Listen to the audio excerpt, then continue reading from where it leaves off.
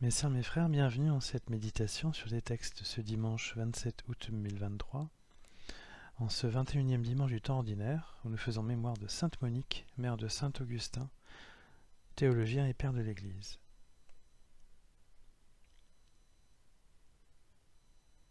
Suivre Dieu, c'est reconnaître sa souveraineté.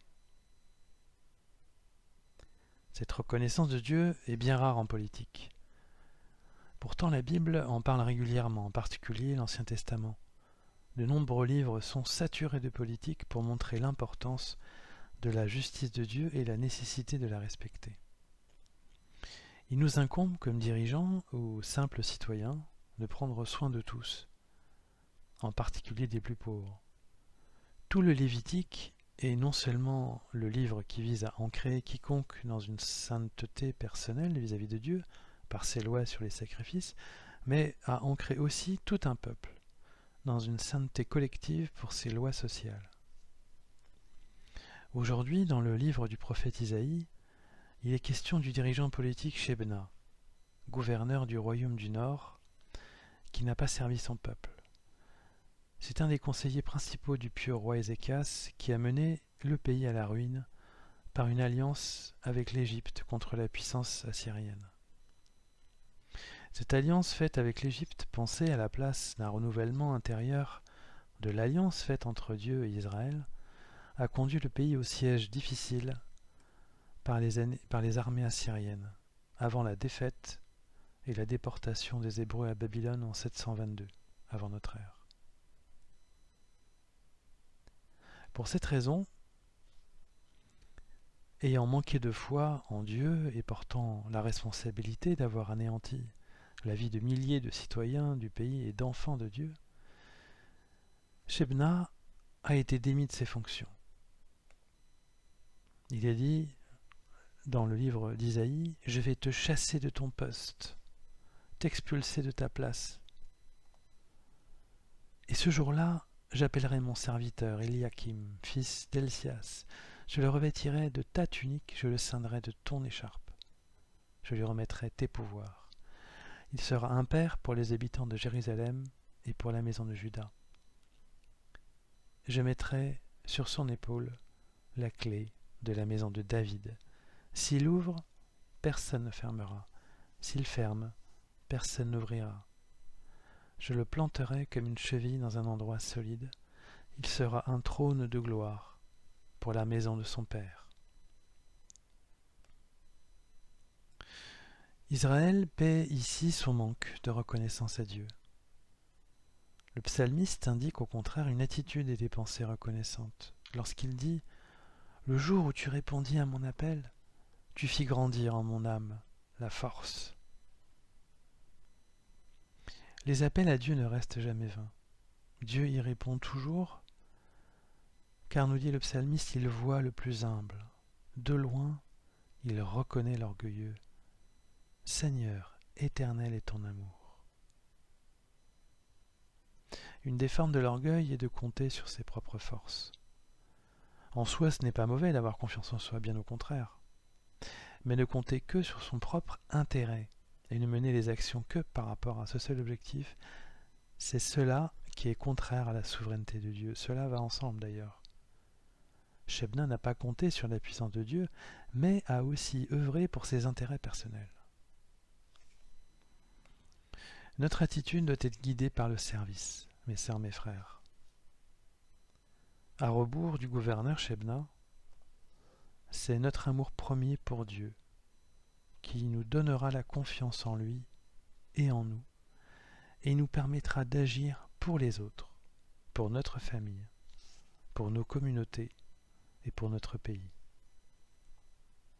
Jésus-Christ a montré la voie. Il a accepté sa mission de Fils de Dieu et l'a accomplie jusqu'à la fin. En faisant cela, et en renonçant totalement à lui-même, il est devenu, par sa victoire sur la mort, le centre de tout, l'alpha et l'oméga de l'univers, celui par qui Dieu s'ouvre à nous et nous prend dans ses bras. À nous de suivre sa voie et de l'imiter.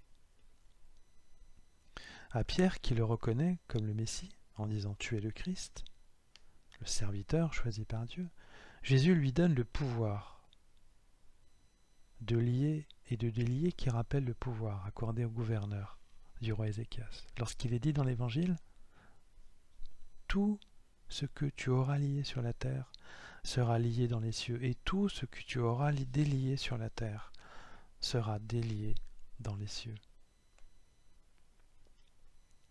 Ce pouvoir donné aussi à d'autres disciples dans d'autres évangiles montre l'envoi futur en mission de tous ceux qui croiront en Jésus-Christ et en la parole de Dieu.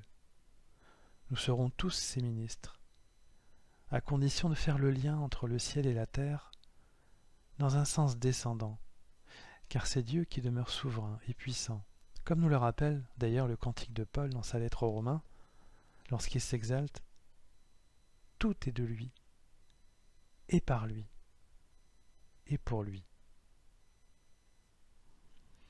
Le sens littéral du texte de l'Évangile montre bien un passé. Cela pourrait donner, mot à mot, ce que tu auras lié sur la terre sera ayant été lié dans les cieux, et tout ce que tu délieras sur la terre sera ayant été délié dans les cieux. Jésus reprend ici ce que la tradition rabbinique avait déjà énoncé, la liaison et la déliaison signifient ce qui passera ou non par un interdit, ce qui permet l'enseignement de la parole, l'administration des sacrements, mais aussi de pratiquer la discipline de l'Église. En réalité, Dieu a déjà tout prévu dans ses liaisons et ses déliaisons, car il connaît le cœur humain. Il nous laisse aussi notre liberté dans le reconnaître, comme Pierre à l'égard de Jésus. Ce sont des vues divines, constamment actualisées au regard de nos actions et de nos sentiments d'amour, car ses temps à lui et les nôtres n'ont pas les mêmes dimensions ni les mêmes durées. Nous pouvons être ainsi des acteurs de Dieu sur terre pour la construction de son royaume. Et c'est cela qui est magnifique, à la fois de le reconnaître comme souverain, mais aussi d'agir pour lui. Jésus nous a montré la voie. Mes sœurs, mes frères, entrons dans son chemin. Et nous aurons cette double joie d'être des fils et des filles de Dieu et d'agir en son nom et par sa bouche.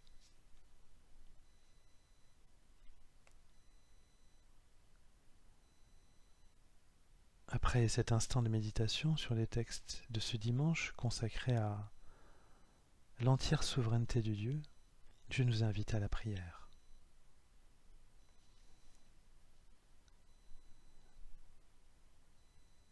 Ô mon Dieu, toi de qui je reçois tout, je m'agenouille devant ta souveraineté par fidélité et reconnaissance.